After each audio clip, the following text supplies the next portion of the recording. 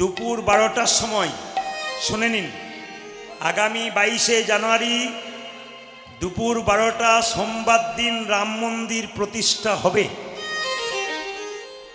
এবং সেই রাম মন্দিরে যে সীতার রামের মূর্তি প্রতিষ্ঠা করছেন উনি হচ্ছেন কর্ণাটকের মহীশূরের একজন বিখ্যাত শিল্পী, তার নাম অরুণ যোগীরাজ।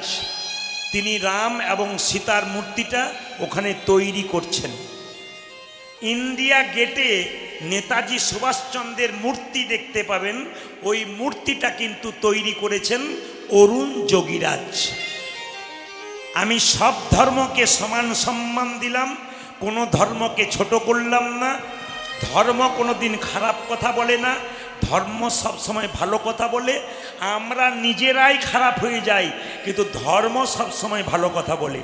কি খ্রিস্টান ধর্ম, কি মুসলিম ধর্ম, কি হিন্দু ধর্ম, কি জৈন ধর্ম, সব ধর্মের মানুষ যারা প্রকৃত হয় তারা সুন্দর কথা বলে, মানুষকে ভালো পথের কথা বলে, জীবনটাকে সুন্দর করার কথা। মায়েরা, তেতা যুগে রামচন্দ্র কত বছরের জন্য বনবাসে গিয়েছিল জোরে বলবেন? 14 বছর। আচ্ছা, কার জন্য গিয়েছিল? কৌশল্যা, কৈকেয়ী না সুমিত্রা? জোরে বলুন। কৈকেয়ীর জন্য। রামায়ণের চরিত্র ঘাঁটলে আপনারা দেখবেন কৈকেয়ীকে সবাই ভালো চোখে দেখে না, রামকে বনবাসে পাঠিয়েছিল বলে। কিন্তু রাজা দশরথের 3জন স্ত্রী ছিল, আপনারা জানেন তো? কিন্তু আপনারা হয়তো জানেন না, রাজা দশরথের আরো 750টা স্ত্রী ছিল, রানী ছিল। 3জন প্রধান ছিল, কে কে? কৌশল্যা, কৈকেয়ী, সুমিত্রা। কৈকেয়ীকে আপনারা ভালো চোখে দেখেন না, কিন্তু কৈকেয়ীর মতো পতিব্রতা নারী খুব কম আছে। আমার দিকে তাকাবেন, কৈকেয়ীর মতো পতিব্রতা নারী খুব কম। কারণ সম্বাসুরের সঙ্গে যখন যুদ্ধ হয়েছিল, কার বলুন তো? দশরথ রাজার। তখন তার আঙুলটা ক্ষয় হয়ে গিয়েছিল, এদিকে তাকাবেন। তো আঙুলটা পচে যাচ্ছিল, তো কবিরাজ বলল, তখন তার ডাক্তার ছিল না, কবিরাজ বলল যে আঙুলটাকে চুষে চুষে যে পরিষ্কার করতে পারবে তাহলে কিন্তু রাজা দশরথের আঙুলটা ভালো হয়ে যাবে। কৌশল্যার কাছে গেল, না স্বামী সব পারবো, এটা পারবো না। আচ্ছা সুমিত্রা, তুমি আর যা বলবে বলো, আমি সব পারবো। কিন্তু কৈকেয়ীর কাছে গেছে, স্বামী তোমার সব, তোমার জন্য আমি কি না করতে পারি, এসো তোমার আঙুলটা দাও। কৈকেয়ীকে যারা অবজ্ঞা করে তাদের জন্য বললাম, কৈকেয়ীর চরিত্রটা দেখুন, পতিব্রতা নারী, ইতিহাসে লেখা আছে। আঙুলটাকে চুষে চুষে আঙুল ভালো করে দিল। রাজা দশরথ আনন্দ করে বলল, শোনো, তুমি সময় মতো ওনার কাছে 2টো বর চেয়ে নিও, যা চাইবে আমি দিয়ে দেবো। স্ত্রী বলে উঠলো, স্বামীর কাছে আবার চাইতে হয় নাকি? আমার তো কর্তব্য তোমাকে ভালো করে দেওয়া, তা আমি তোমাকে চাইবো কেন? না না, তোমার যদি প্রয়োজন হয় তুমি চাইতে পারো, কোনো অসুবিধা নেই। আচ্ছা ঠিক আছে, সে সময় মতো হবে, কোনো অসুবিধা নেই। মায়েরা এইদিকে তাকাবে, রাজা যখন রামচন্দ্র রাজা হবে, দশরথ কিছু মনে করবেন না, একদিন দশরথ সিংহাসনে বসে নিজেকে দেখছে আয়নার মাধ্যমে, এখানকার চুলগুলো পাক ধরে গেছে। তাকান আমার দিকে, এখানকার চুলগুলো পাক ধরে গেছে, আর আমার রাজমুকুটটা হেলে যাচ্ছে। রাজা দশরথ দেখছে, মানে রাজা দশরথ বুঝতে পারলো যে আমার আর রাজা হয়ে লাভ নেই, রাজমুকুটটা আমার কাছে থাকতে চাইছে না, এবার রামকে রাজা করে দেবো। বাবা যখন সংসার চালাতে পারে না, বয়স্ক হয়ে যায়, তখন বলে বাবা ছেলেকে বলে, তুই সংসারে হালটা ধর, উপায় তো নেই, আমি আর পারলাম না, আমার এবার শরীরে কুলাচ্ছে না। রাজা দশরথের অবস্থা ঠিক তাই। কি করলো দেখুন, যখনই রাজমুকুটটা হেলে গেল, মনে মনে ভাবলো এবার তোর দায়িত্ব দিয়ে দেবে। আচ্ছা বাবা, কিছু মনে করবেন না, যারা কীর্তন শুনতে এসছেন, সংসার চালাচ্ছেন, সংসারে মালিক হয়ে বসে আছেন, তাদের রাজমুকুটটা হেলছে কখন বুঝবেন বলুন তো? আপনাদের রাজমুকুট কখন হেলে গেছে বুঝবেন? একবারে পরিষ্কার বাস্তব কথা দিয়ে বুঝিয়ে দিই। দাদা ভাই, বাবা, আপনি কাজ থেকে ফিরেছেন রোদ্রে গরমে কষ্ট করে, আপনি রোদ্রে বাড়িতে ফিরলেন, বৌমাকে 1 গ্লাস জল চাইলেন, রোদ্রে বাড়ি এসে 1 ঘন্টা পর 1 গ্লাস জল চাইলেন, যখন দেখলেন 1 ঘন্টা পর 1 গ্লাস জল এলো, তখন বুঝলেন আপনারও মুকুটটা কিন্তু হেলে গেছে, আপনাকে সংসার চাইছে না। যখন দেখবেন চাওয়ার সঙ্গে সঙ্গে আসছে না, 1 ঘন্টা 2 ঘন্টা দেরি হচ্ছে, বিরক্ত হচ্ছে, তখন বুঝবেন এরাও আপনাকেও চাইছে না। পাক্কা কথা। রাজা দশরথ বলল, কালকে রামকে রাজা করব।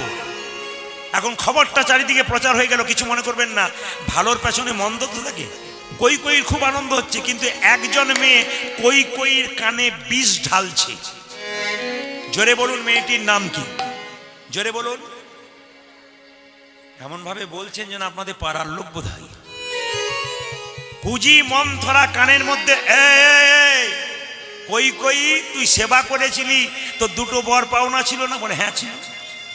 তা কৌশল্যা যদি, রাম যদি রাজা হয়, কৌশল্যা রাজমাতা হবে, তুই ভিখারিনী হয়ে যাবি, কি দরকার আছে? বলে এক কাজ কর, আজকে তুই বাড়িতে গিয়ে না বালিশে মুখ লুকিয়ে কাঁদবি।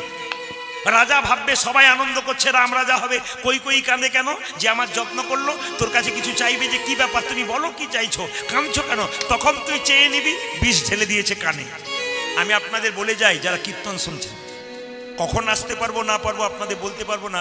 আমার সময়ের খুব চাপ, এত চাপ প্রতি জায়গাতে, আমার প্রচণ্ড চাপ আছে, কিন্তু আমি আগামীবার থেকে এত চাপ নেবো না। কারণ 365 দিনে 330 দিন গান করা মানে খুব কঠিন পরিশ্রমের ব্যাপার। শুধু আপনাদের আসন নয়, প্রত্যেকটি রাজ্যে রাজ্যে, প্রত্যেকটি জেলায় জেলায় আগামীবার আমি বিদেশে যাব, এত চাপ আমার পক্ষে নেওয়া সম্ভব নয়। তো আপনাদের কাছে নিবেদন রইল, যদিও আগামীবারে কিছুটা আমি কমিয়ে দেবার চেষ্টা করবো, অতটা চাপ নেব না, কিন্তু আসতে পারি না পারি আপনাদের একটা কথা আপনাদের বলে দিয়ে যাই।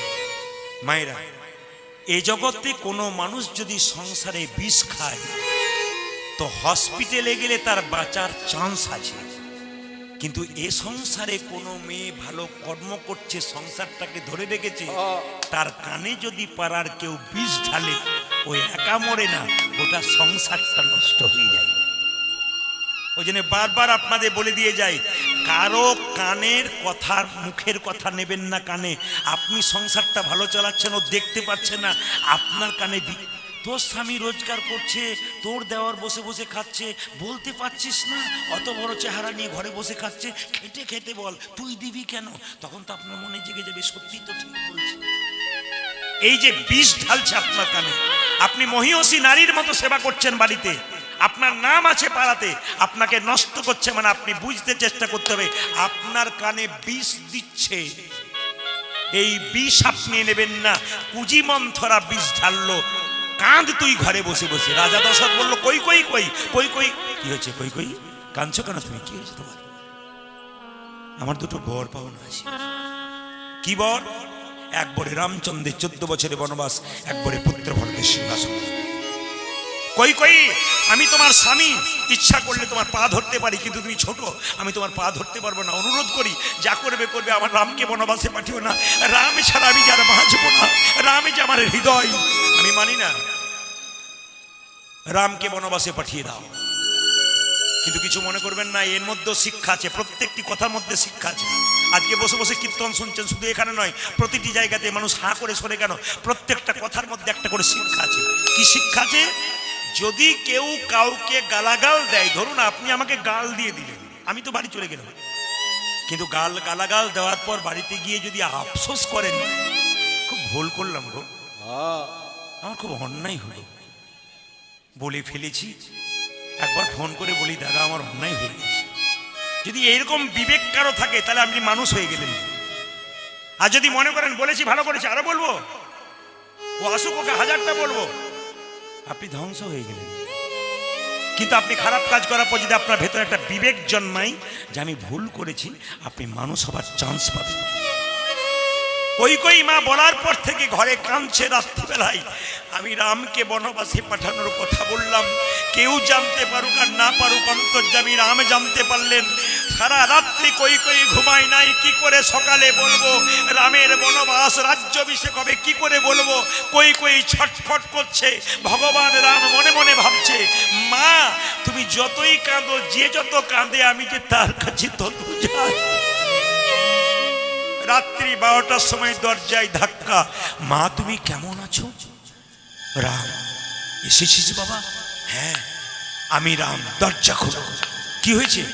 তুমি বনবাস চাইতে পারছো না বাবার কাছে, সকালবেলায় চাইতে পারবে না? আমি তোমাকে কথা দিলাম মা, আমি বনবাসে যাব। কি জন্যে জানো? তুমি আমাকে বনবাসে পাঠাও। কত মুনি ঋষি মাথাটাকে নিচের দিকে করে পাগুলো উপর দিকে করে আমার জন্য বসে আছে। তুমি যদি আমাকে বনবাসে পাঠাও তোমার জন্য মুনি ঋষি উদ্ধার হবে। কথা দিলাম মা, 14 বছর বনবাস থেকে যখন ফিরে আসবো সব 3 জন মা আমাকে দেখতে যাবে, নিতে আসবে। সবার আগে তোমাকে প্রণাম করব, তোমার জন্য আমি মুনি ঋষিকে উদ্ধার করতে পেরেছি। প্রথম তোমাকে প্রণাম করব। কই কিন্তু অনুমতি দিয়েছিল, মা রামচন্দ্র অনুমতি দিয়েছিল, মা তুমি এটা চেয়ে নাও। রামচন্দ্রের 14 বছরে বনবাস হয়ে গেল। ভরত তখন মামার বাড়িতে ছিল, এসে বলল মা আজ থেকে কথা দিলাম তোমাকে মা বলবো না, রাক্ষসী বলবো। কেন? তুমি আমার দাদাকে বনবাসে পাঠিয়েছিল। মা যদি মায়ের মতো না হয় সেই মাকে ত্যাগ করা যায়। কইকে মা বলে নাই, রাক্ষসী বলেছে 14 বছর। বাবা যদি বাবার মতো না হয় সেই বাবাকে ত্যাগ করা যায়। ভক্ত প্রহ্লাদ হিরণ্যকশিপুকে ত্যাগ করেছিল। গুরু যদি গুরুর মতো না হয় সেই গুরুকেও ত্যাগ করা যায়। যদি গুরুর গুরুত্ব না থাকে, সঙ্গে সঙ্গে ভরত বলে উঠল মা আমি চললাম আমার দাদার কাছে বনবাসে গিয়ে। বলছে দাদা তুমি ফিরে চলো। রামচন্দ্র বলছে না, পিতৃসত্য পরিবারে 14 বছরের জন্য আমি এসেছি, আমি পূর্ণ হবে তবে আমি যাব, কথা রাখবো আমি যাব। সবাই লক্ষ্য করুন, 14 বছর পর রামচন্দ্র বনবাস থেকে আসছে, আর ভরত বলছে আমি সিংহাসনে বসবো না। বলছে তুই না বসলে রাজ্য চালাবি কি করে? রাজ্য চালাতে হবে, তোকে বসতে হবে। বলছে দাদা যে সিংহাসনে বসেছো আমি সেই সিংহাসনে বসতে পারবো না, আমি যে তোমার ভাই, তুমি আমার দাদা। কত ভ্রাতৃত্ববোধ দেখুন। রামচন্দ্র মর্যাদা পুরুষোত্তম ভগবান, তিনি জগৎকে শিক্ষা দিলেন ভাইয়ে ভাইয়ে কেমন সম্পর্ক হয়, ভাই দাদাকে কেমন ভালোবাসে, দাদা কেমনকে ভাইকে ভালোবাসে। এ সংসারে ভাই তো কতখানি দাদাকে ঠকাতে পারে, আর দাদা কতখানি ভাইকে ঠকাতে পারে, এই কারবার তো আমাদের সংসারে চলছে। রামের শিক্ষা আমরা কিনি, প্রত্যেকটি কথায় কথায় রামের শিক্ষা আছে। তো সবাই লক্ষ্য করুন, যে যেখানে বসে আছেন, ভরতকে বলল তুই যা, যেতে পারি দাদা, তোমার খরম যুগল আমায় দাও। ওই খরম যুগল সিংহাসনে রাখবো আর আমি নিচে বসে থাকবো। কেমন ভাই দেখুন। এখনকার যুগের ভাই হলে বলতো তোকে তো পরোয়া করি না, তুই 14 বছর নয়, তুই 28 বছর থাক, 30 বছর থাক, তুই যত থাকবি তত আমার মঙ্গল, আমি রাজা হয়ে যাবো। কিন্তু বলছে আমি সিংহাসনে বসবো না, সিংহাসনে তোমার খরম যুগল বসাবো, আমি নিচে বসে থাকবো, রাজ্য পরিচালনা করবো। 14 বছর পূর্ণ হয়ে গেল। মা বিমাতা কই প্রত্যেক দিন কেঁদেছিল, রাম তোকে বনবাসে পাঠানোর পর থেকে ভেতরটা কুড়ে কুড়ে খাচ্ছে, তবে তুই যেদিন 14 বছর পর বনবাস থেকে আসবি সেদিন আমি বাম হাতে নেবো বিষের ভাণ্ড, ডান হাতে নেবো নবনীর ভাণ্ড।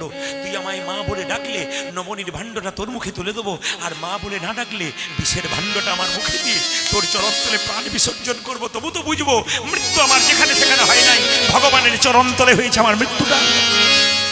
রামচন্দ্র 14 বছর পর বনবাস থেকে আসছে, এসেই জড়িয়ে ধরেছে মা। কই বললো তুই আমায় মা বলে ডাকলি, আমার গর্ভে জন্ম নিস নাই, তুই আমায় মা বলেছিস, কত আমার আনন্দ হলো। রাম কেউ কোথাও নেই, আমাকে কথা দে, কি আমার গর্ভে জন্ম নিয়ে আমার দুগ্ধ পান করে তুই আমায় নারী জন্ম সার্থক করবি, কথা দিলাম। আগামী দা পরে আমি কৃষ্ণ হব, তুমি কংসের কারাগারে দৈব কি হবে, তোমার গর্ভে জন্ম নেব কিন্তু তোমার স্তনদুগ্ধ পান করতে পারবো না। দৈব কি বললো বাবা আমার স্তনদুগ্ধ পান করবি না কেন? মনে পড়ে একটা অন্যায় তিনি করে ফেলেছেন। বাবারা জানেন, মনে পড়ে দিনে মনে পড়বে আপনাদের, মায়েরা বলবে। যখন কৌশল্যা দেখলো রাম আমার রাজা হচ্ছে, এই রাম বনবাসে যাচ্ছে, কৌশল্যা তো পাগলিনী হয়ে গেছে, ছুটতে ছুটতে সে এক বাটি দুধ নিয়ে এসেছিল, রাম খা, 14 বছর বনে যাবি, আর তো খেতে বলতে পারবো না, যদি না বাঁচি আমার হাতে একটু দুধ খেয়ে যা। কই তখন দুধের বাটিটাই খেয়ে বলেছিল দুধ দিবি ছেলে, এত প্রেম কিসের তোর ছেলের মধ্যে, দুধ দিবি তুই? দুধের বাটিটাকে কেড়ে ফেলে দিয়েছিল। ভগবান সেদিন বলেছিল অন্যায় করে ফেললে মা, দুধের বাটি কেড়ে নিয়েছিলে তুমি, তোমার দুধ আমি গ্রহণ করবো কি করে? মা যদি ছেলে জন্ম দেয়, বাচ্চা যদি মরে যায়, মায়ের স্তনদুগ্ধ দেখবেন আপনা আপনি গড়গড় করে পড়ে। কিংবা কোনো মা বাচ্চা জন্ম দিয়ে তার বাচ্চাকে কেউ নিয়ে চলে যায়, তাহলে তার মায়ের স্তনদুগ্ধ দেখবেন গড়গড় গড়গড় করে মাটিতে পড়ে। তো কই বলেছিল যে আমি যখন দৈবকী হব তুই কৃষ্ণ হবি, জন্ম নিবি, আমার কোলে দুগ্ধ পান করবি না, সেই দুগ্ধ যে মাটিতে গড়গড় করে পড়বে, ওটার অবস্থা কি হবে? রামচন্দ্র বলল, মা কথা দিলাম, যে মাটিতে তোমার স্তনদুগ্ধ পড়বে সেই মাটিতে কলিযুগে মহাপ্রভুর যে ভোগ হবে সেই ভোগের মালসাটা তৈরি হবে ওই মাটি থেকে। এই যে আপনারা ভোগের মালসাগুলো দেখছেন, এই মালসাটা কোথা থেকে তৈরি হলো? মাটিটা ওই কই যে দৈব কি হলো, স্তনদুগ্ধ মাটিতে পড়েছিল, ওই মাটি থেকে জন্ম নিল মালসা। প্রত্যেকটি কথার মধ্যে একটা একটা করে তত্ত্ব আছে, যুক্তি আছে, শুধু জানার জন্য আসতে হবে। আমি বারবার সবার কাছে একই কথা বলি, কীর্তন শুনতে আসবেন, জানবেন, শুনবেন, অপর কি বলবেন। ছেলেকে দুর্গা ঠাকুর দেখাতে নিয়ে গেছেন, যদি জিজ্ঞেস করে দুর্গার 10টা হাত, কার্তিকের 2টো কেন বাবা? ধরুন আপনি বাবা হয়েছেন, আপনি ছেলেকে দুর্গা মন্দিরে নিয়ে গেছেন, এখন যদি প্রশ্ন করে আপনার বাচ্চাটা যে সরস্বতী 2টো হাত, লক্ষ্মীর 2টো হাত, দুর্গা কেন 10টা হাত, আপনি কি বলবেন? ওসব জেনে তোর লাভ নেই, চল বাড়ি চল। আপনাকে জানতে হবে না, ধর্ম করবেন, ধর্ম সম্পর্কে জানবেন না, প্রবীণও জানছে না, নবীনও জানছে না, ধর্মটা তো নিচের দিকে চলে যাচ্ছে। অন্যান্য ধর্মের মানুষ বাচ্চা থেকে দেখতে পাচ্ছে, আমি কিছু মনে করবেন না, বাচ্চা থেকে জেনে গেছে সব কিছু, আমি যাচাই করে দেখে নিয়েছি, বাচ্চা থেকে জেনে গেছে, আমাদের জানতে পারছি। এই জন্য আপনাদের কাছে নিবেদন রইল, কথা দিলাম মা, আগামী কলিযুগে তুমি হবে সচিমাতা, আমি হবে মহাপ্রভু, তোমার গর্ভে জন্ম নিয়ে তোমার স্তনদুগ্ধ পান করে তোমার মনোবাসনা পূর্ণ করব। যাত্রার বাড়িতে খাবার খাবেন না, বিচার করে খাবেন। পাপীর বাড়ির পাপের টাকার খাবার খাবেন, আপনার শরীরে পাপ রক্ত বইবে। প্রমাণ কি? টাকা নামার দিকে দাদু ভীষ্ম বসে আছে, দ্রৌপদীর বস্ত্রণ হচ্ছে, এইদিকে তাকাবেন। দুঃশাসন কাপড় টানছে কার? দ্রৌপদীর। এখানে যতজন বাবা এসছেন, যতজন ভাই এসছেন, সবার কাছে প্রদীপ ফলে নিবেদন রইল, স্বামী স্ত্রী একসঙ্গে থাকলে ঠোকাঠুকি লাগতে পারে, স্ত্রীকে ভালোবাসা দিন, মাকে ভালোবাসা দিন, কাউকে বেশি কাউকে কম দেবেন না। ওজন দাড়ি পাল্লায় দুজনকে সমান জায়গায় রাখুন। কেন? একজন রক্তের বান বন্যা দিয়ে তোমাকে পৃথিবীর আলো দেখিয়েছে, আর একজন নিজের মা বাবা আত্মীয় স্বজনকে ত্যাগ করে সারা জীবনের জন্য তোমার পাশে এসে দাঁড়িয়েছে। দুজনকে সম্মান দাও, নইলে হবে না। আপনাদের কাছে বারবার নিবেদন রইল, যে যেখানে বসে আছেন, তো দ্রৌপদীর যখন বস্ত্র হচ্ছে, এটা কিছু মনে করবেন না। কোনো লোক যদি আপনাকে অত্যাচার করে, আপনার নিজের লোক যদি দাঁড়িয়ে দাঁড়িয়ে দেখে, যে লোক অত্যাচার করছে তার উপর রাগ হবে না, রাগ হবে কার উপরে? যে আপনার নিজের লোক, সে কিছু বলছে না তার উপরে। দ্রৌপদীর বস্ত্রণ হচ্ছে, কিছু মনে করবেন না। আমি যে কথাটা বলতে বলতে রেখে দিলাম, মায়েদের চুলের মুঠি ধরে, চুল ধরে কেউ অত্যাচার করবেন না। আসরে দাঁড়িয়ে পড়ে গেলাম, শুনে নিন, ধ্বংস আপনার একবারে পাক্কাপাকি। আপনি ধ্বংস হবেন, আপনার জীবন উন্নতি হবে না যদি কোনো নারীর চুলের মুঠি ধরে কোনো পুরুষ অত্যাচার করে। প্রমাণ কি? রাবণ সীতার চুলের মুঠি ধরেছিল, রাবণ ধ্বংস হয়ে গেল। দুঃশাসন দ্রৌপদীর চুলের মুঠি ধরেছিল, মা, দুঃশাসন শেষ হয়ে গেল। এই জন্য কোনো নারীর চুলে হাত দেবেন না। চুলের মুঠি ধরেছেন কিনা আপনি জেনে নেবেন। আজকের এই কাহিনীটা কানের মধ্যে রাখবেন, আপনার পতন অনিবার্য। রাগকে নিবারণ করবেন, ঠান্ডা রাখবেন, ওই কাজ করবেন না। দুটো কথা বলতে পারেন, হতেই পারে সংসারে দুটো কথাবার্তা, কিন্তু ওইরকম করবেন না। নারীর উপর আঘাত করতে নেই। নারীকে যত ভালোবাসবেন, মেয়েদেরকে যত ভালোবাসবেন, সংসারে ওদের যদি সুখী করবেন, একটা কেক কিনে এনে দুজনে অর্ধেক করে ভাগ করে খাবেন, তবে তো আপনার স্বামী স্ত্রী, তবে তো সুখ। স্বামী আসবে বেলা 3টের সময়, স্ত্রী সেই অপেক্ষা করে বসে থাকবে কখন আসবে তারপর খাবো। যে তোমার জন্য না খেয়ে বসে আছে, তার জন্যে তুমি কিছু না করলে তুমি তো অবলা, নারীর উপরে অত্যাচার করলে তোমার সংসার সুখের হবে কি করে? কোনো দিন হবে না। জায়গাগুলো ধরবেন, আপনাদের জীবন সফল হবে। আমার দিকে তাকান, দ্রৌপদীর বস্ত্রণ হচ্ছে, দাদু ভীষ্ম তাকিয়ে তাকিয়ে দেখছে। দ্রৌপদী খালি দাদু ভীষ্মের দিকে তাকাচ্ছে আর মনে মনে ভাবছে, দাদু। মায়েরা, মেয়েদের 4 দিন শরীর খারাপ হয়, রজস্বল অবস্থায় থাকে। দ্রৌপদীর যেদিন বস্ত্রহরণ হয়েছিল সেদিন তার রজস্বল অবস্থায় ছিল। অসুস্থ দ্রৌপদী, দুঃশাসন কাপড় টানছে, ৮০,০০০ লোক বসে আছে, দেখবে একটা মেয়ের কাপড় খোলা হচ্ছে। দাদু ভীষ্ম তাকিয়ে তাকিয়ে দেখছে, মাথা নিচু করে আছে, চুপ করে আছে। কখনো দ্রৌপদী মনে মনে ভাবছে, দাদু ওরা যা করছে করুক, তুমি প্রতিবাদ করলে না? তুমি প্রতিবাদ করলে ওরা শুনছে না? তুমি একবারও বললে না আমি একজন অসহায় নারী, আমার কাপড় টানছে, দেখতে পাচ্ছ না? হাজার হাজার মানুষ, ৮০,০০০ লোক দেখছে, তুমি চুপচাপ বসে আছো, তোমার লজ্জা করছে না? দ্রৌপদী বলল, আমি তোমাকে অভিশাপ দিতে পারবো না, আমি ছোট তুমি বড়, তবে শুনে রাখো আমার চোখের জল যত ফোঁটা মাটিতে পড়বে ততগুলো স্বরূপে তোমার শরীরে বিদ্ধ করবে, সেই দিনে বুঝবে তুমি প্রতিবাদ না করার ফলটা কি। দাদু ভীষ্ম যখন সরসজ্জায় ছিল, পঞ্চ পাণ্ডবকে জ্ঞানের কথা বলছিল ভালো ভালো, তখন দ্রৌপদী হাসছে। দাদু ভীষ্ম বলছে, দ্রৌপদী হাসিস কেন? দ্রৌপদী বলছে, আমি আজকে হাসছি এই জন্যে, আজকে তোমার মুখ থেকে ভালো ভালো কথা বেরোচ্ছে, জ্ঞানের কথা বেরোচ্ছে। যেদিন দুর্যোধন দুঃশাসন আমার কাপড় টানছিল, সেদিন তোমার কথাগুলো কোথায় গিয়েছিল? সেদিন ভালো কথা বলতে পারলে না, প্রতিবাদ করতে পারলে না, আজকে জ্ঞান দিচ্ছ। চুপ করো তুমি। জ্ঞানবান ভীষ্ম কেঁদে কেঁদে বলেছিল, দ্রৌপদী ঠিক বলেছিস মা, সেদিন দুর্যোধনের খাবার খেয়ে আমার শরীরে পাপের রক্ত হয়েছিল, আর যে শরীরে পাপের রক্ত হয় অন্যায় দেখলে প্রতিবাদ করতে পারে না। অর্জুন আমাকে তীরবিদ্ধ করে রক্তগুলো বের করে দিয়েছে, আমি শুদ্ধ হয়ে গেছি, আমার মুখ থেকে শুদ্ধ বচন বেরোচ্ছে।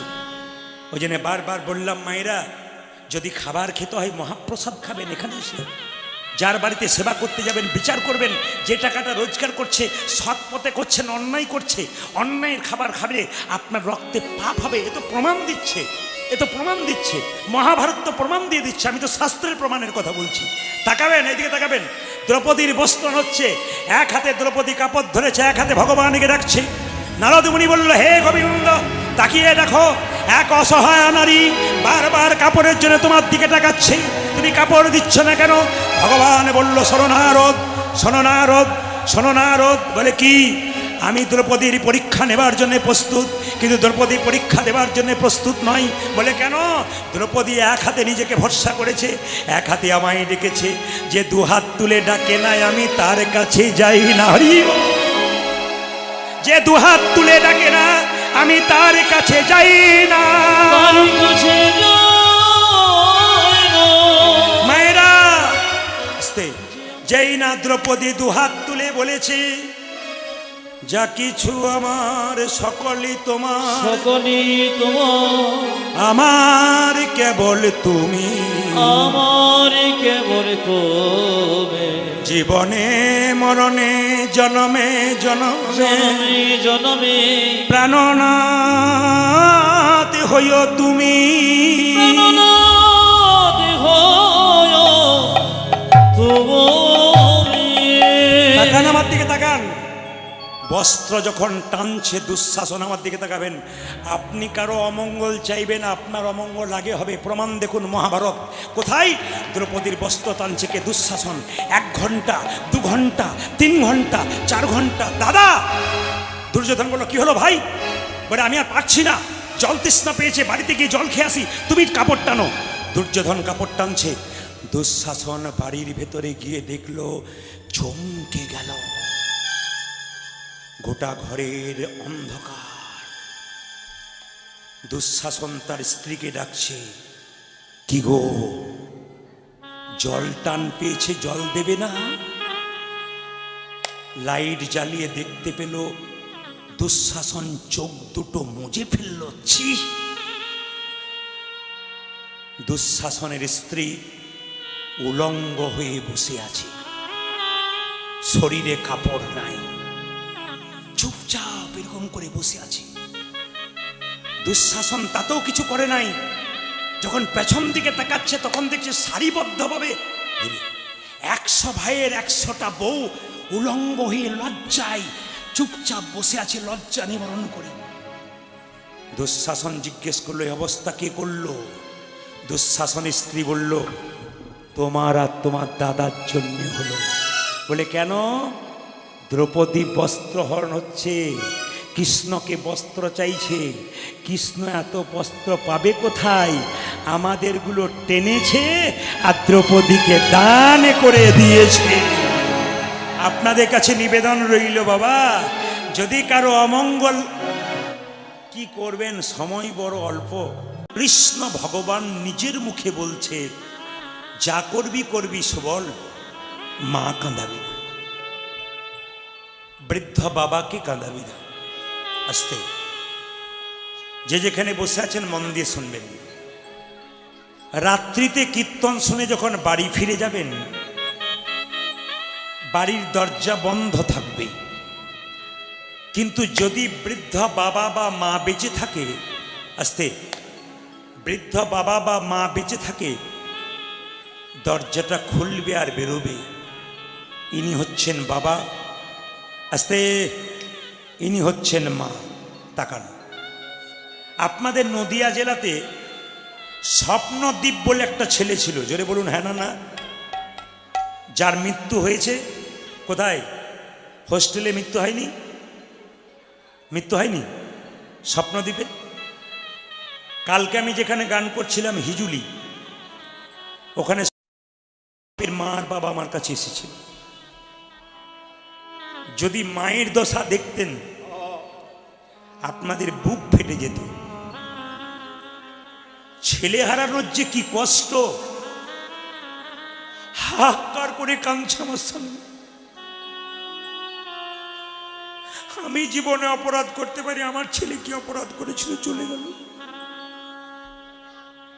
আমি বললাম ভগবানকে নিয়ে শান্তিতে থাকুন, যারা অপরাধ করেছে তারা যেন শাস্তি পায়। আমি বললাম, তোর উনি বলছেন ওরা শাস্তি পেল তো আমার কি হলো, আমার খোকা কই, ওদের জেল হয়ে গেল তাতে আমার কি হলো, কিন্তু আমার খোকাকে তো আমি হারাবো। মা যে কি জিনিস, সন্তান হারিয়ে দিলে মায়ের যে কি যন্ত্রণা, যিনি মা হয়েছেন তিনি ছাড়া আর কেউ জানে। এইদিকে তাকাবে। আমি এক জায়গায় গান করতে গিয়ে আসতে স্ট্যান্ডে দাঁড়িয়ে আছি, একজন বৃদ্ধা 60 বছরের বয়স্ক মা একটা 30 বছরের পঙ্গু ছেলেকে এরকম করে কোলে করে নিয়ে দাঁড়িয়ে। আরে ওখানটাতে বন্ধ করুন না, এই যে উফ বাবারে বাবারে, আশ্চর্য বাবা। যেখানে শব্দ হবে সেখানে একবারে বন্ধ করাবেন।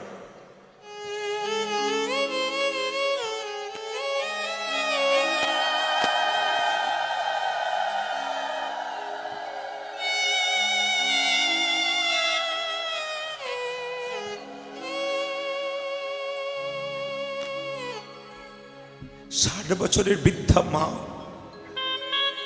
শুনবেন শুনবেন, সবার কাছে নিবেদন রইল, যে পাশে চিৎকার করবে ওর চিৎকারটা আপনি শুনবেন না।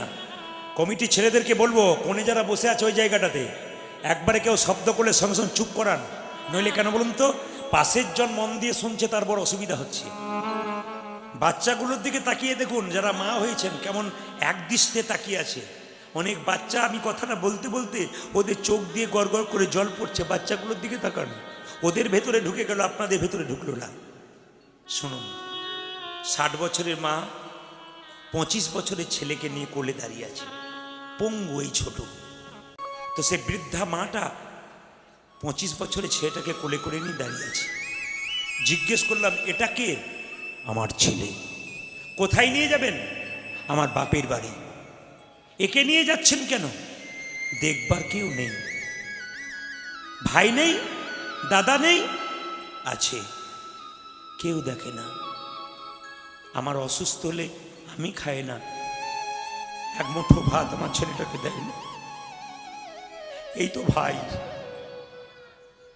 কিসের জন্য সংসার করেছেন? নিজের ভাই যদি খেতে না পায়, আপনি খাচ্ছেন, আপনার লজ্জা করছে? বলছে ভাই হয়ে জিজ্ঞেস করে না, খোড়া ছেলেটা খেতে পারে না, একটু ভাত দিবে। আমি 4 দিনের জন্য বাপের বাড়ি চললাম, খোকাকে নিয়ে চললাম। সবাই পৃথিবীতে ছেড়ে দিলেও মা বাবা সন্তানকে ছাড়েনি। এইদিকে তাকাবেন। মেদিনীপুরের মাটিতে এক গরিব মানুষ চাষবাস করে, আয়োজন নাই। পঙ্গু ছেলেটাকে কোলে করে নিয়ে রিক্সাতে চাপিয়ে আমার কাছে এনেছে। প্রদীপবাবু, আপনার কীর্তনটা চালু করে দিলে ছেলেটা না সারাদিন হাসে, আনন্দ করে, লাফায়, কিন্তু আপনার কীর্তন বন্ধ হয়ে গেলে ও খালি চিৎকার করে, ছটফট করে, মোবাইলে চার্জ রাখতে হয়, সবসময়কে শোনাতে হয়, ঘুমিয়ে গেলে বন্ধ করে দিই। এর জন্য একটা কীর্তন আমার করে দিন। আমি বাবা হয়ে কথা দিলাম, লোকের দরজায় যাব, তবু কীর্তন করাবো, 5 জন মানুষকে সেবা দেব। আপনারা অবাক হয়ে যাবেন, ওর মনের ইচ্ছাটা ভগবান পূর্ণ করে দিল। ওই গ্রামের একজন ব্যক্তি ব্যাংকে চাকরি করে, উনি বললেন, তোমার অত চিন্তা কিসের, প্রদীপবাবু যে টাকাটা নেই সেটা আমি দিয়ে দেবো। গ্রামের ছেলেরা বলছে, তুমি কেন দেবে, তোমার কোনো চিন্তা নেই, যত সেবার ব্যবস্থা, চাল ডাল সব আমরা তৈরি করে দেবো। উনি বলছেন, কৃষ্ণের নামে নামলাম, কৃষ্ণ যে কৃপাময় তো জানতাম না, সব ব্যবস্থা নিজেই করে রেখে। হরি বল, হরি বল। শুধু মনোবলটাকে রাখতে হবে, শুধু সম্বন্ধ বোধ রাখতে হবে, গোবিন্দের সঙ্গে সম্পর্কটা তৈরি করতে হবে। তো মাকে বললাম, মা তুমি যখন মরে যাবে এই ছেলের কি দশা হবে? মা তখন বলল, বাবা আমি ঈশ্বরের কাছে প্রার্থনা করব, আমার আগে যেন এ মরে যায়। আমার পৃথিবীতে কোনো মা চাই না, তুমি চাইলে কেন, আমি যে ভালো চাই। আমি মরে গেলে না খেয়ে মরবে, আমি যে স্বর্গে গিয়েও শান্তিতে থাকতে পারবো না। এ মরে গেলে আমি শান্তিতে মরব, আমার ছেলেকে আর কষ্ট পেতে হবে না। আপনাদের কাছে নিবেদন, মায়ের মতো আপন কেউ হয় না। মা অঙ্ক বোঝে না।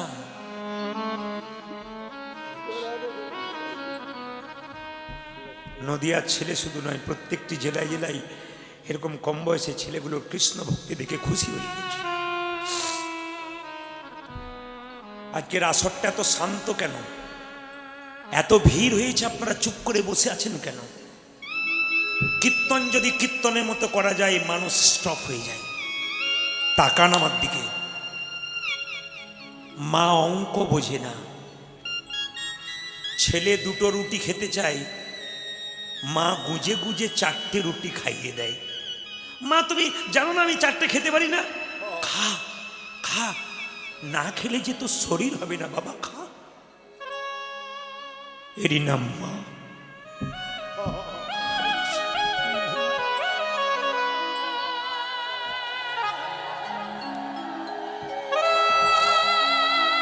কেউ কাঁদেনি, ফসল কাঁদে,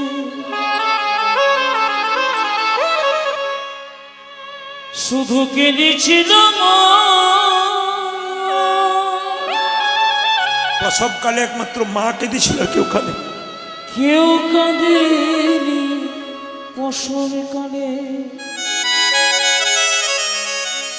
শুধু কেঁদেছিল মা। মায়েরা তরে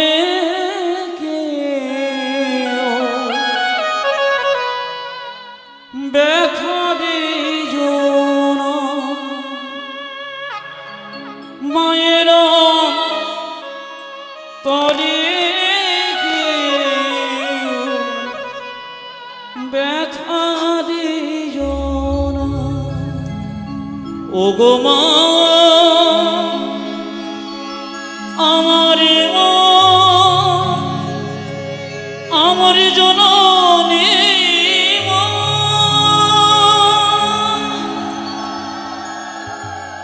জেনে নিন, যতগুলো মা হয়েছেন শব্দ না করে প্রেম সে, এদিকে ছেলের যদি 20 টাকা দরকার, মা পকেটে 50 টাকা দেয়। মা 20 টাকাতে হবে, 50 টাকা দিলে কেন? রাস্তাতে যদি খিদে পেয়ে যায়, পয়সা কোথায় পাবে? যদি তোর সাইকেলটা খারাপ হয়ে যায়, সারাবি কি করে? 50 টাকা ভরে দিল। কথাগুলো বিচার করবেন আমার। আমি ঠিক বলছি না ভুল বলছি? ইনি মা। মা বড় মিথ্যাবাদী, খালি মিথ্যে কথা বলে, সবাইকে পেট ভরে খাইয়ে দেয়, নিজের থালাতে কিছু নেয় না। মাকে যদি জিজ্ঞেস করা হয় মা খেয়েছো, আমি আমি না খেলে থাকবো কি করে, এই দেখ এই দেখ আমি খেয়ে নিয়েছি। এরই নাম মা। বড় বড় মাছের পিসগুলো রান্না করে সবাইকে দিয়ে দেয়, ছোট পিসটা মায়ের পাতায় থাকে, কোনো প্রতিবাদ করে না। এর নাম মা। এইদিকে তাকাবেন, মেয়েরা দেখবেন বাপের বাড়ি যায় না কখন থেকে বলুন তো? যখন থেকে দেখবেন মা বাবা মারা যায়। দিদি বাপের বাড়ি যাবে না? সঙ্গে সঙ্গে চোখের জল মুছে বলে আর যাব না। কেন? আমার বাবা মা দুজনেই নাই, কার কাছে যাব?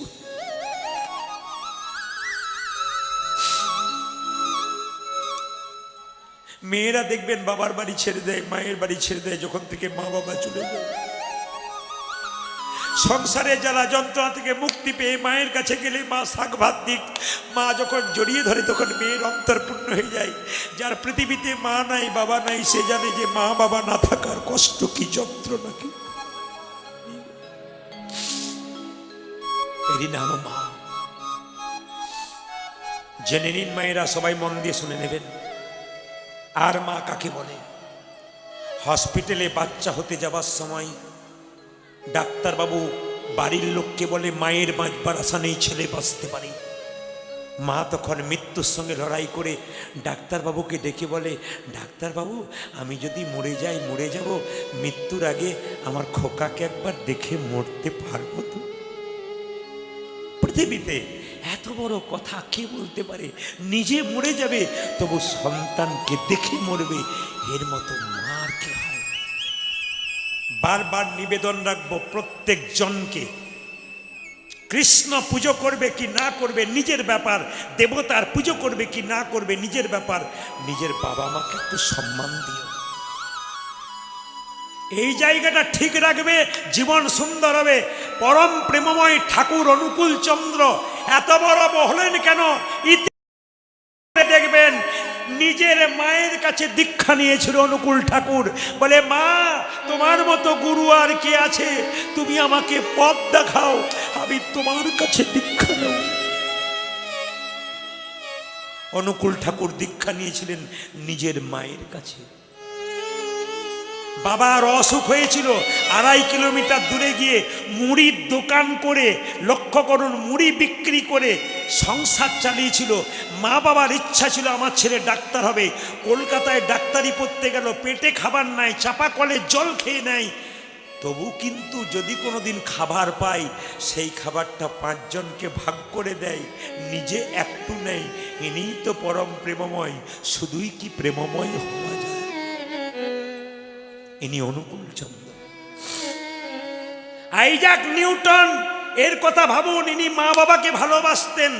সক্রেটিস ইনি মা বাবাকে ভালোবাসতেন। স্বয়ং মহাপ্রভু তিনি ভগবান, মা বাবাকে ভালোবাসতেন। পৃথিবীতে যত মহাপুরুষ হয়েছে সবাই মা বাবাকে ভালোবেসে বড় হয়েছে। মা বাবাকে ত্যাগ করে আপনি যদি মনে করেন বড় হব, হবে না বড়, কিন্তু বড় হলে হবে না বাবা। রবীন্দ্রনাথ ঠাকুর বলছে, মানুষ সবার ঘরে জন্মায়, মনুষ্যত্ব সবার ঘরে জন্মায় না। ছেলের জন্যে মা কি করতে পারে আপনাদের একটা ছোট্ট প্রমাণ দিয়ে আমি আপনাদের জানিয়ে দেব। জেনে নিন আপনারা ছেলের জন্য মা কি করতে পারে।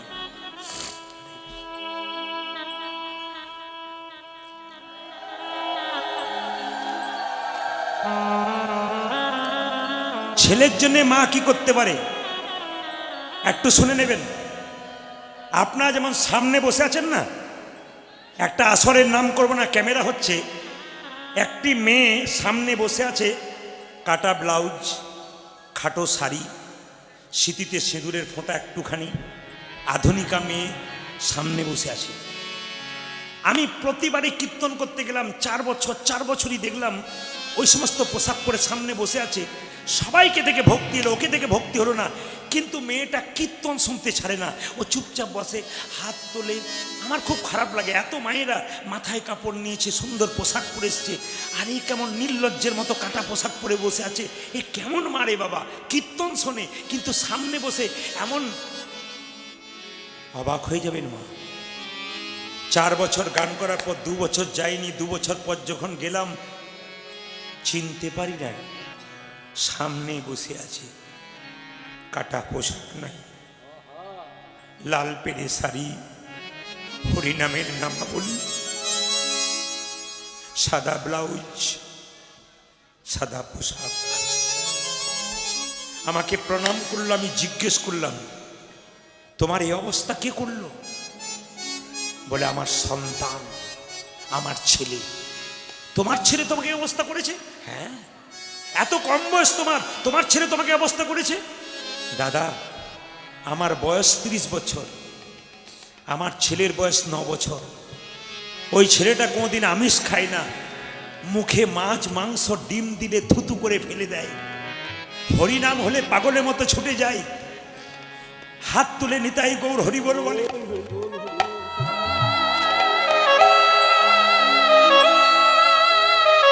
মেয়েটি বলে উঠল, দাদা, ছেলে যদি আমার না খায়, আমি মা হয়ে কেমন করে খাই? আমি একদিন মনে মনে ভাবলাম, তুই আমার চাইতে ছোট বলে নইলে তোর চরণে প্রণাম করতাম, তুই আমাকে এমন মা সাজিয়ে দিলি, চিরদিন ভগবানের ভক্ত হয়ে গেলাম। মায়ের মতো আপন কেউ হয় না বাবা। বর্ষাকালে যখন প্রচুর জল হয়, খালে বিলে জল জমে যায়, মাছগুলো কি করে বলুন তো? খুব লাফালাফি করে। জল যখন শেষ হয়ে যায়, কাদাই মরণ হয়। আচ্ছা, কিছু মনে করবেন না,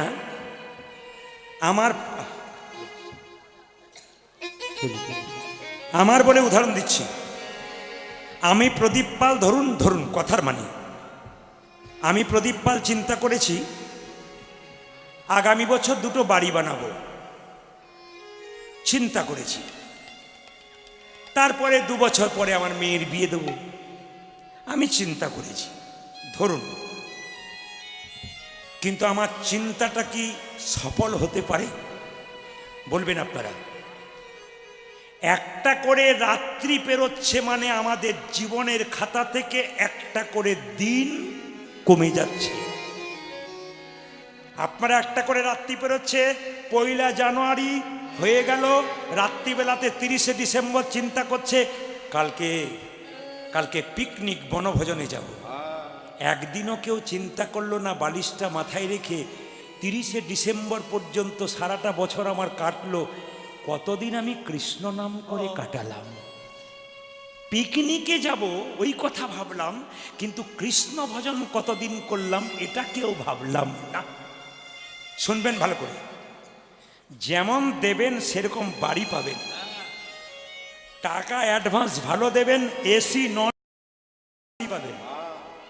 এখানে কর্ম ভালো করবেন, অ্যাডভান্স ভালো করবেন, ওইখানে গিয়ে নন এসি এসি জায়গা পাবেন।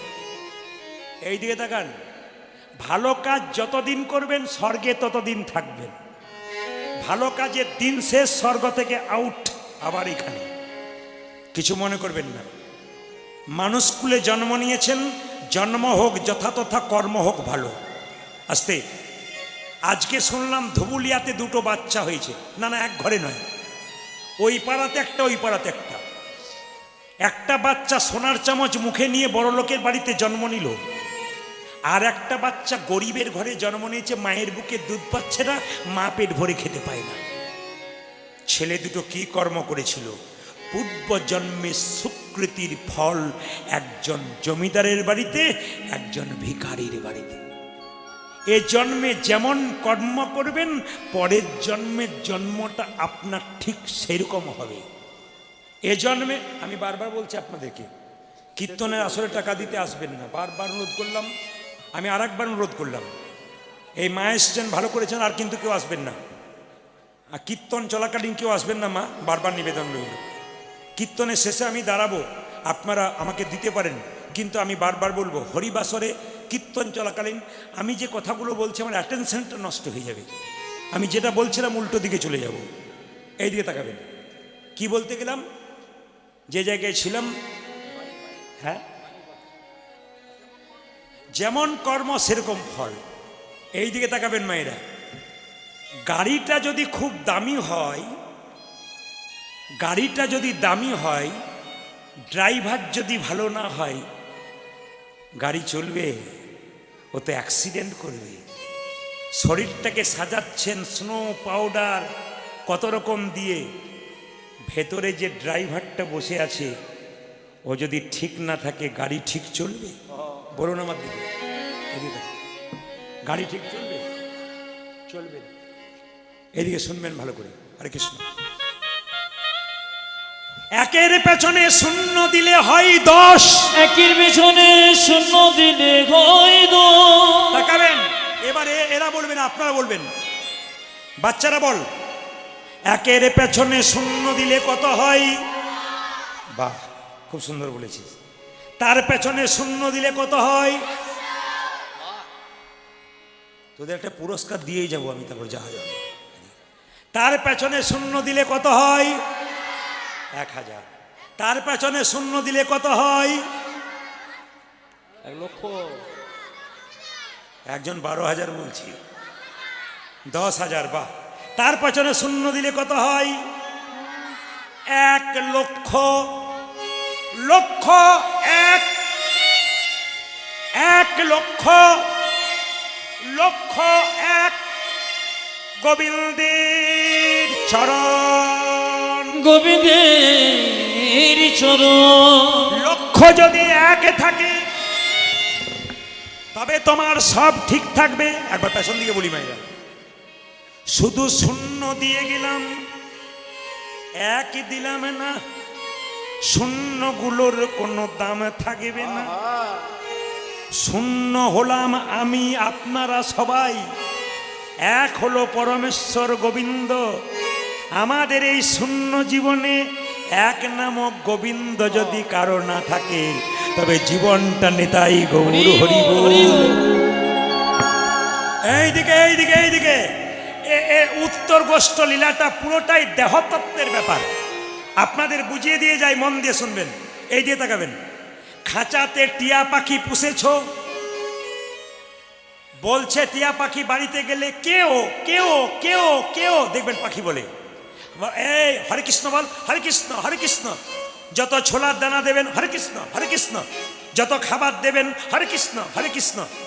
খাঁচাটা সুন্দর, পাখিটাকে রেখেছেন, ছোলার দানা নাই, পাখি আর হরে কৃষ্ণ বলবে না, খাঁচা ছেড়ে চলে যাবে, খাঁচার কোনো দাম থাকবে না। তাকান আমার দিকে। এই আমাদের দেহ খাঁচাতে আত্মা নামক পাখিটা হরিনাম নামক ছোলার দানা ভালোবাসে।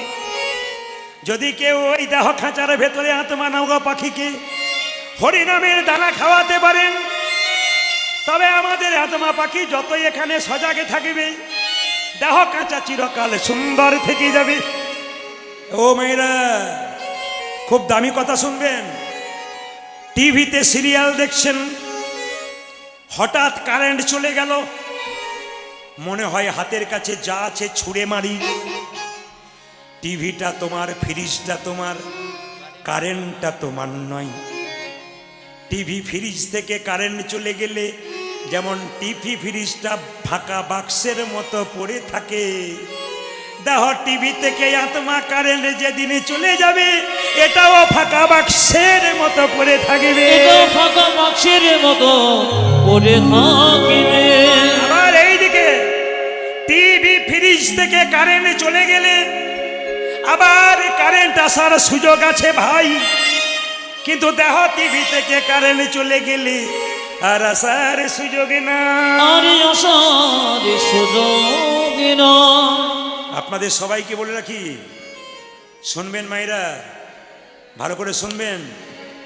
এ জগতে কেউ কারো, শূন্যস্থান পূরণ করুন, এই জগতে কেউ কারো, জোরে বলুন, এই জগতে কেউ কারো। এখানে বললেন, ভালো করলেন, বাড়িতে স্বামীর কাছে বলবেন না। যদি বলেন না এই জগতে কেউ কারো নাই, এদিকে বাজারে গিয়ে বলবে যে এই শাড়ি নেবো ওই শাড়ি নেবো, কেউ কারো নয়। ফুচকা খাবো তখন আমি, কেউ কারো নয়। সোনার কানের নেবো তখন আমি, কেউ কারো নয়। কেউ কারো নয় মায়েরা, দাঁড়ান দাঁড়ান, কেউ কারো নয়, ভেবে দেখ, কেউ কারো নয়। কোথায় কেউ কারো নয় তাকে আমি প্রমাণ দিয়ে দিচ্ছি। স্বামী বিবেকানন্দের জন্মদিন হচ্ছে আগামী 12ই জানুয়ারি। আস্তে ভাই, মাইকটা একটু ঠিক করো। আগামী 12ই জানুয়ারি স্বামী বিবেকানন্দের জন্মদিন। চমকে যাবেন আপনারা। আজ থেকে 150 বছর আগে প্রথম একজন বিএ পাস করেছিল, সে হলো স্বামী বিবেকানন্দ। অবাক হয়ে যাবেন, গুরু কাকে করলো? যে কিন্তু কি স্কুলের গণ্ডিতে পা দেয় নাই, তাকে গুরু করলো। তিনি কে? রামকৃষ্ণ দেব। জেনেছিলেন আসল মানুষ, চিনেছিলেন আসল মানুষ, গুরু করেছিলেন তাকে। আমি আপনাদের বলবো বাবা, গুরু যাকে তাকে করবেন না। গুরুত্ব যার নাই তাকে গুরু করে লাভ নাই। সংসারে শরীর খারাপ হলে মেডিসিন খান, মনে যদি অসুস্থ হয় মেডিসিন একমাত্র গুরুচরণ। গুরু আপনার কাছে বসবে, কোনোদিন বলবে না আমার কোমরে ব্যথা, তোর গুরু মায়ের কোমরে ব্যথা, কিছু ব্যবস্থা কর, ওটা বলবে না। যতক্ষণ বসবে ততক্ষণ হরিকথা কৃষ্ণ কথা শোনাবে। ইনি হচ্ছেন গুরু। যার কাছে বসলে শান্তি পাবেন, তিনি হচ্ছেন গুরু। এই জগতে কেউ কারো নয়, প্রমাণ। স্বামী বিবেকানন্দ আমেরিকা গেছে মায়েরা, জোরে বলুন কোথায় গেছে রে? আমেরিকা। বা স্বামী বিবেকানন্দ আমেরিকা গেছে। তা আমেরিকার পথ দিয়ে যখন যাচ্ছে হঠাৎ দেখছে একটা মেয়ের স্বামী মারা গেছে। মুসলিমদের যেমন কেউ মারা গেলে কবর দেওয়া হয়, তো আমেরিকাতে কেউ মারা গেলে মায়েরা কবর দেওয়া হয়। তো স্বামী মারা গেছে, আমার দিকে তাকান, স্বামী মারা গেছে, স্বামী মারা গেছে। তো একটা হরে হরে কৃষ্ণ, স্বামী মারা গেছে মায়েরা, স্বামী মারা গেছে। তো মেয়েটি কি করছে, কবরটা যে দিয়েছে না, কবরটা স্বামী খুব জোরে হাওয়া দিচ্ছে কবরে।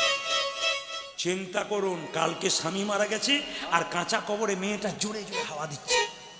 বিবেকানন্দ তাড়াতাড়ি কাছে গিয়ে বলল, মা মা একটি প্রণাম করতে দিবি? বলে কেন? আমাদের ভারতবর্ষের নারী সতী নারী, স্বামীকে ভালোবাসে, এটা আমরা সতী নারী বলি। তোমার স্বামী কালকে মারা গেছে আর তুমি স্বামীর কবরে হাওয়া দিচ্ছ, তুমি কত ভালোবাসো, তোমাকে প্রণাম করি। মেয়েটি বলল, সন্ন্যাসী আমাকে প্রণাম করবেন না। বলে কেন? স্বামীর ভালোবাসার জন্য কবরে হাওয়া দিই নাই। তবে কেন দিচ্ছ? আমাদের আমেরিকাতে নিয়ম আছে, কেউ স্বামী যদি মারা যায়, যতক্ষণ না কবরটা শুকোবে ততক্ষণ নতুন বিয়ে করতে পাবো না, তাই আমি শুকিয়ে নিচ্ছি। ভেবে দেখ মন কে মিছে ভ্রমণ বলে হরে হরিবা। ভেবে দেখ মন কেউ কারো নয়, মিছে ভুবন। ভেবে দেখ মন কেউ কারো মিছে ভ্রমণ্ডলে। আজ ভেবে দেখ মন কেউ কারো নয়, মিছে ভ্রমণ্ডলে।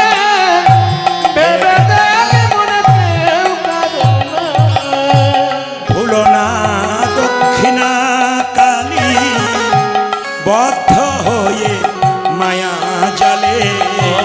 ভুলো না দক্ষিণার কালী, বদ্ধ হয়ে মায়া জালে।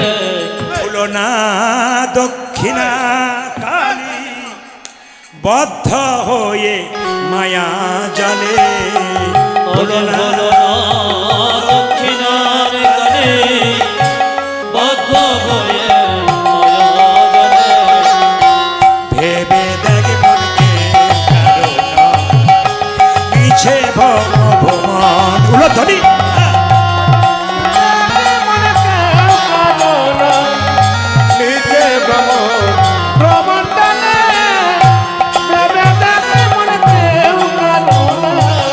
যার জন্য মর ভেবে, সে কি তোমার জন্য ভাবে?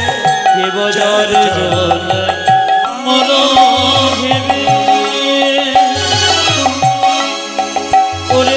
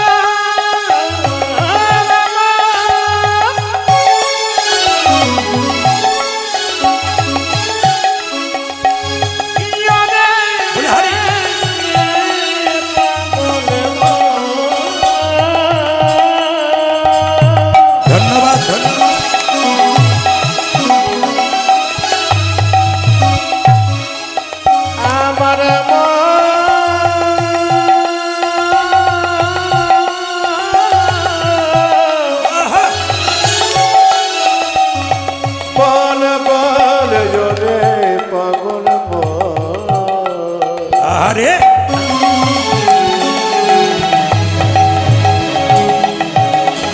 ওরে পাগল মন রে হরি বল।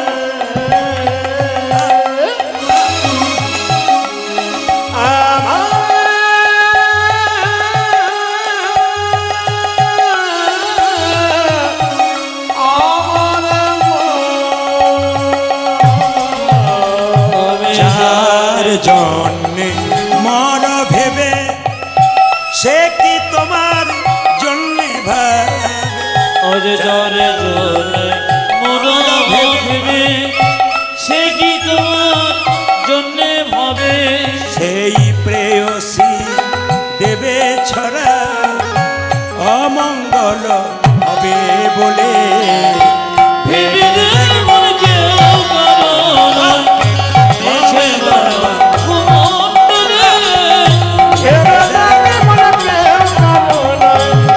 মিছে বলো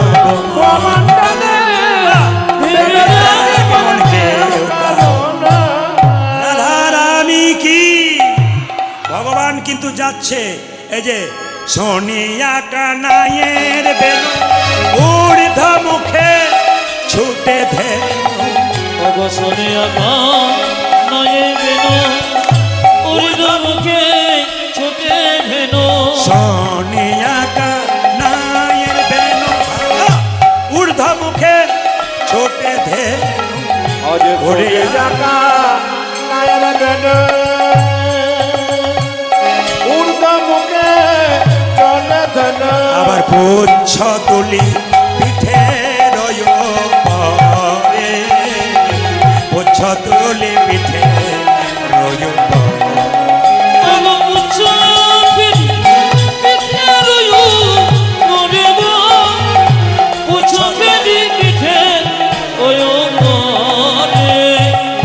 সে তো কান্তি অনুপম আগে ধাই বলরা সে তো কান্তি অনুপম আগে ভাই বলরাম আগে বলরাম বলরাম সাদা কৃষ্ণ কালো সে তো কান্তি অনুপম আগে ধাই বলরাম আজ সে তো কান্ত আগে যায় বলো না আবার শিশু চলে ডাইন আর বামে শিশু চলে ডাই নেয়ার বামে উলধরি শিশু চলে শিশু চলে সকলরা খালো গণ আবাই আবা ভালো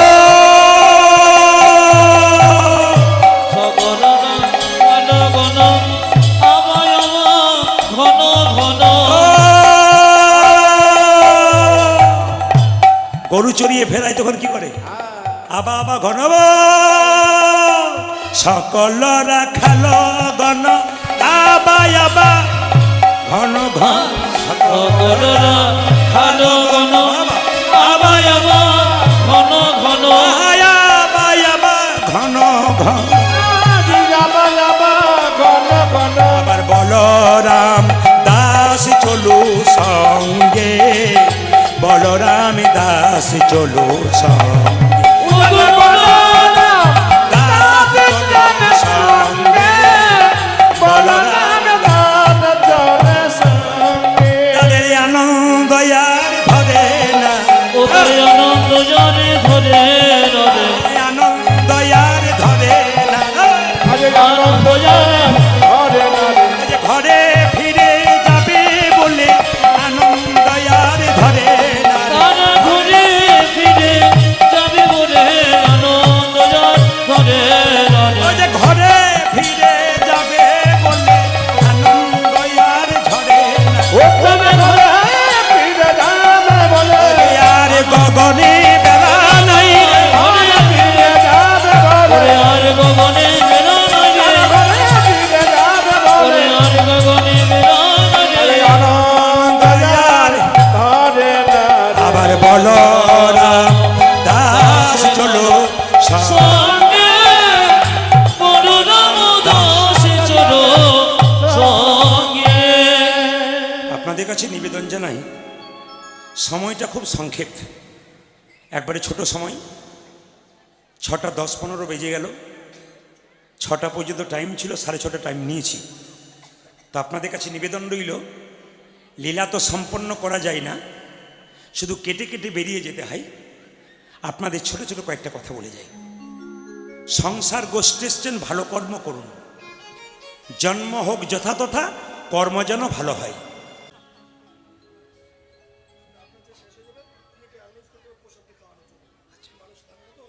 বেশ বেশ, হ্যাঁ, আমি আর একটা কথা আপনাদের জানাই। আসলে দাদারা এখানকার কমিটি, দাদা বলা যাবে না, এগুলো সব আমার ভাই। এরা আমাকে বলেছেন একটা লীলাতে আমাদের আশা পূর্ণ হয় না, আপনাকে দিয়ে আর একটা করাবো। তা আমি বললাম, ভাই আমি তো দিনে গান করি না, সবসময় রাত্রেই করি, কারণ আমার তো প্রচুর প্রোগ্রাম, 365 দিনের মধ্যে 330 দিন বাইরে থাকতে হয়, এত ভক্তের মাঝে চাপে চিৎকার করতে হয় প্রচুর। তো আপনাদের কাছে নিবেদন রইল, আগামীকাল সকাল 8টার সময় আমি কুঞ্জবর্ণন গান করব। এখানে প্রসাদের ব্যবস্থা থাকবে, আপনার সকালবেলায় সবাই আসবেন, নিজের সংসারে কাজটা ভোরবেলায় গুছিয়ে নিয়ে, কুয়াশা পড়ুক, কুয়াশা থাকলে যেমন এখান থেকে ওখানে লোককে দেখা যায় না, ভেতরে যার আশা থাকে সে ভগবানকে কোনোদিন দেখতে পায় না। আকাশে কুয়াশা নেমেছে বলে ভয়ে কৃষ্ণ কথা শুনবেন না তা নয়, কুয়াশা নামুক, আশাটা ভালো নিয়ে আসবেন, কুয়াশা দূরে যাবে। জেনে নিন আপনারা, ভক্তগণ সবাই মিলে গাইছি, রঘুপতি রাঘব রাজা রাম পতিত পাবন সীতারাম। উলধ্বনি জয় জয় রঘুপতি রাঘব রাজা রাম পতিত পাবন সীতারাম। জয় রঘুপতি রাঘব রাজা রাম পতিত পাবন সীতারাম। জয় জয় রঘুপতি রাঘব রাজা রাম পতিত পাবন সীতারাম। ईश्वरी अल्लाह तेरे नाम सबको सुमति दे भगवान। ঈশ্বরে আল্লাহ তেরে নাম সবকো সুমতি দে ভগবান। ईश्वरी अल्लाह तेरे नाम सबको सुमति दे भगवान। ঈশ্বরে আল্লাহ তেরে নাম সবকো সুমতি দে ভগবান। रघुपति राघव राजा राम पतित पावन सीताराम। जय जय रघुपति राघव राजा राम पतित पावन सीताराम।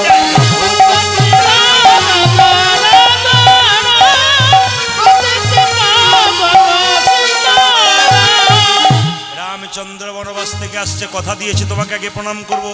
দেবী মাতা কই কই মনে মনে ভাবছে, তুই যদি আমাকে প্রণাম না করিস, আমাকে মা বলে না বলে রাখিস, বিষ আমি তুলে, মা বললে তোকে আমি নবনী তুলে দেবো। কেঁদে কেঁদে বলছে, রাম একবার আমায় মা বলে ডাক, আমার নারী জনমে ধন্য হবে। একবার আমায় মা বলে ডাক, নারী জনমে ধন্য হবে। একবার আমায় মা বলে ডাক, নারী জনমে ধন্য হবে।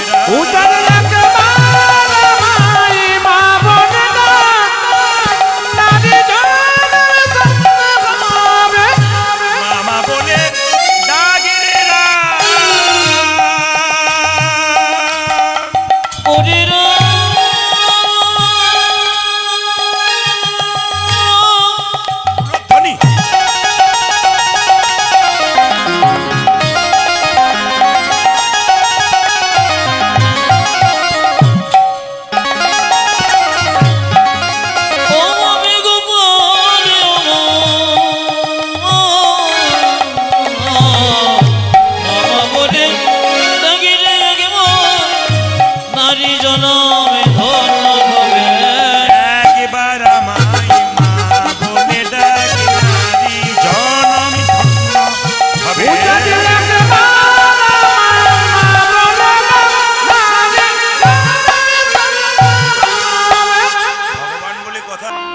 তুমি যে মা সবে থেকে আপন।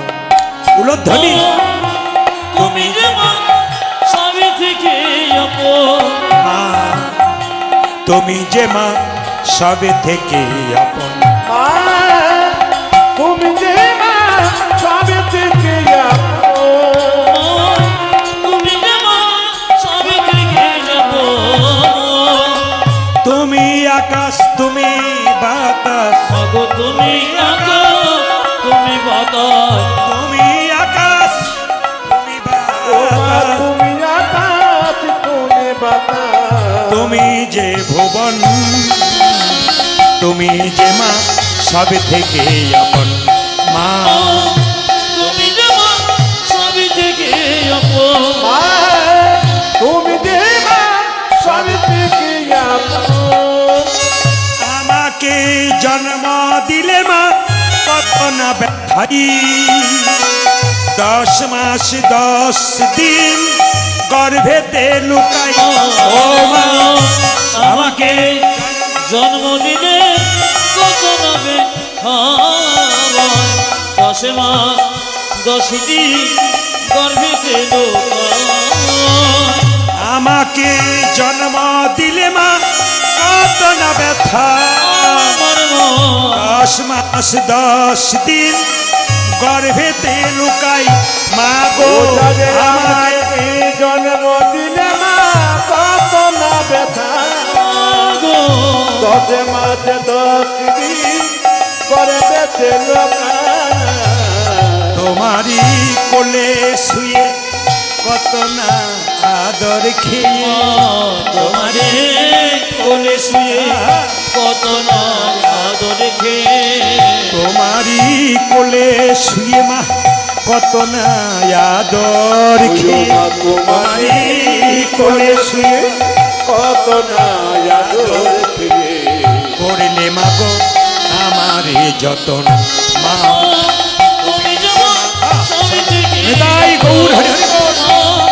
তুমি যেমন সবে থেকে আপন। প্রিয় বাবা তুমি যেমন সবে থেকে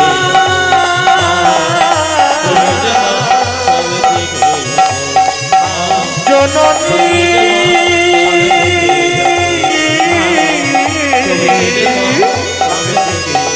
আমার মা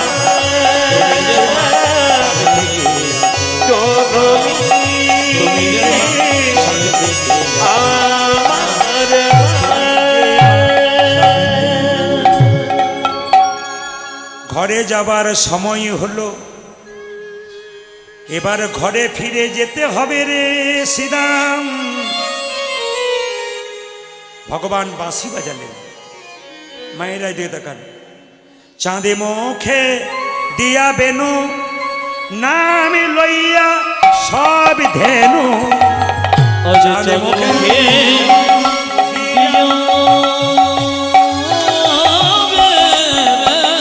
ধনী মায়েরা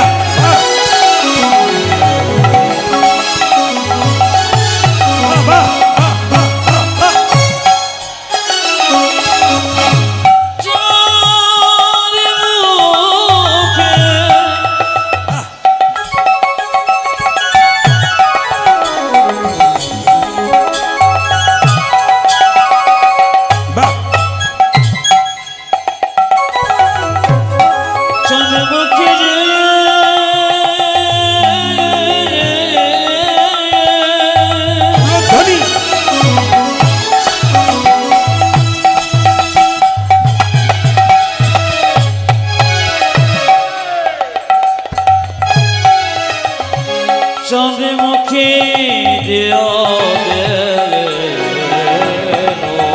হরি হরি বল। এখন কেউ পয়সা দিতে আসবেন না আসরে।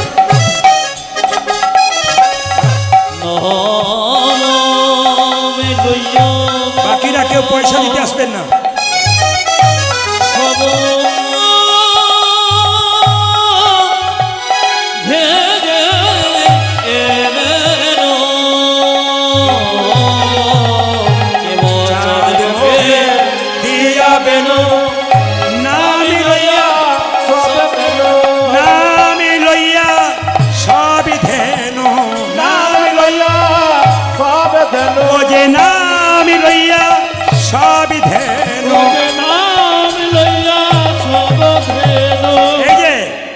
ডাকিতে লাগিল উচ্চ স্বরে গো, ডাকিতে লাগিল উচ্চ স্বরে।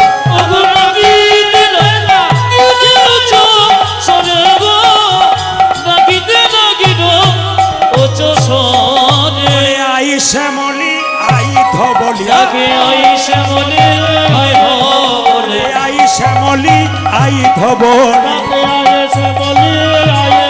বলছি ঘরে ফেরার সময় হলো, আই শ্যামলি আই ধবলি।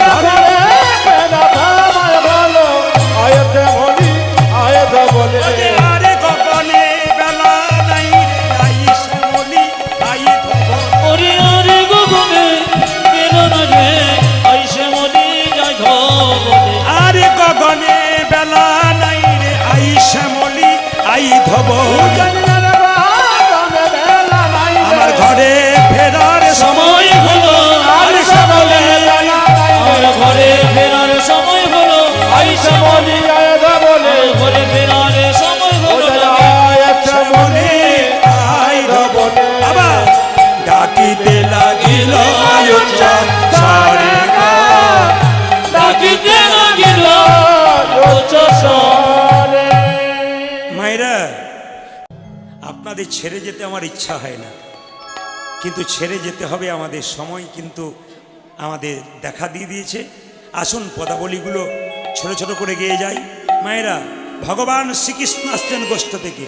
ওই না বেশে আইস তুমি দাঁড়াইয়ে রয়েছি, ওই না বেশে আইস তুমি দাঁড়াইয়ে রয়েছি, ও যে ওই না বেশে আইস তুমি দাঁড়াইয়ে রয়েছি আমি, তুয়া বধূ লইবার তরে,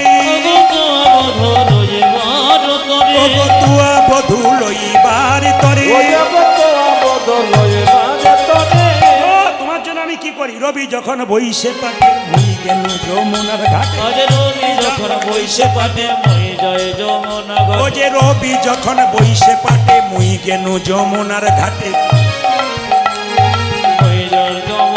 এই যে আমি তো ঘরের বউ, আমি জল ফেলি আর জল ভরিব, জল ফেলি আর জল ভরিব, জল ফেলি আর জল ভরিব।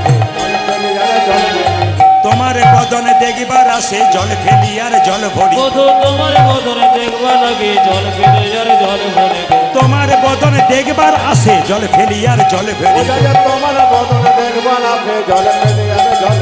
এই যে শোনো শোনো, এক কাজ করো, চঞ্চল ধবলি শনে ফিরছ কত বনে বনে, আরে চঞ্চল ধবলি শনে ফিরছে কত বনে বনে, ও যে চঞ্চল ধবলি শনে ফিরছ কত বনে বনে। হ্যাঁ,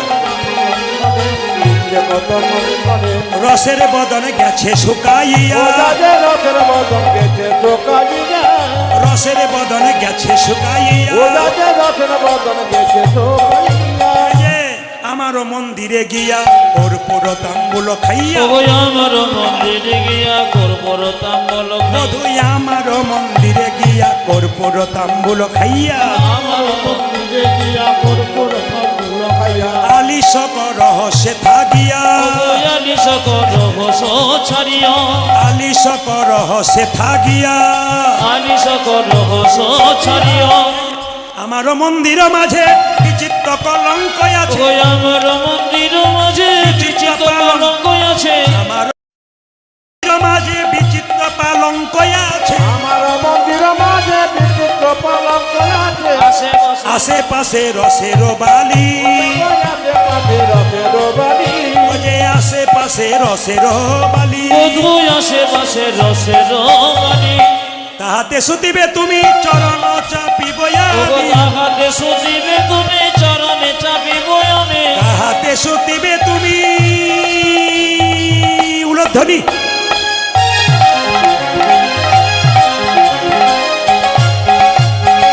বধূকে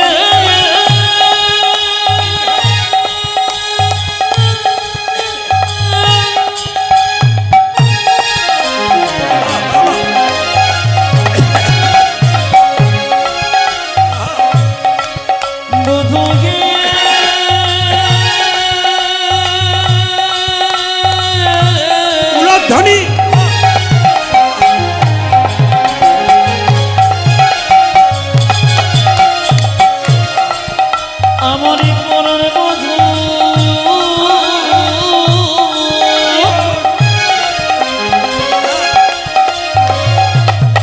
বাবা বধূ গে তাহাকে সচিবে তুমি চরণ চাপিব আমি তাহাতে সুতিবে তুমি চরণ চাপিব আমি তাহাতে সচিবে তুমি চরণে চাপিব আমি দূরে যাবে বনের আলি বধূ দূরে যাবে বনের জানি ও দূরে যাবে বনের আলি ও দেবা দূরে যাবে বনে রয়ালি বোধো আসবে না রাই আজই আমি যাই ঘরে মায়ে যে আরতি করে ওই আজ আমি যাই ঘরে মাঝে আরতি করে আজই আমি যাই ঘরে মায়ে যে আরতি করে সখাগণ করল পয়া বধূ সখা গণ করল প্রয়াণ সখাগণ করল পয়া কহে দাস যদুনাথ পুরাও মনের ওরে সার কহি দাসী যদুনাথে পুরাও মনের সার কহে দাস যদুনাথ পুরাও মনের সার কহি দাসী যদুনাথে পুরাও মনের সার আছে তুমি করহ গম ওরে পাছে তুমি করো গম আছে তুমি করহ গম ওদের মাঝে তুমি পর ভগবান এইবার আমায় দেহ বিদায় আমার ঘরে যাবার সময় হলো ধরি এবার আমায় দেহ বিদায় ঘরে যাওয়া সময় গো এইবার আমায় দেহ বিদায় ঘরে যাবার সময় হলো এইবার দেহ বিদায় ঘরে আমার সমান মায়েরা সময় আমার অতিবাহিত হয়ে গেছে 35-এর বদলে 40 হতে চলল আপনারা কীর্তন শুনুন দীপান্বিতা কয়েল রূপগান শুনবেন আপনারা সবাই মিলে হাত তুলে এক ভজনটাকে গিয়ে দিন সবাই মিলে শ্যামল তুন একসঙ্গে হাত তুলুন কালকে সকালে একটা গাই আজ একটা গাই ছোট করে সবাই হাত তুলুন একসঙ্গে হাত তুলবেন তালি বেশ বেশ ধ্বনি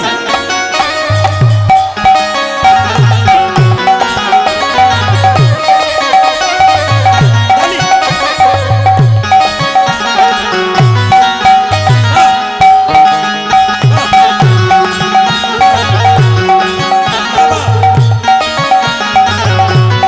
ধ্বনি বাহ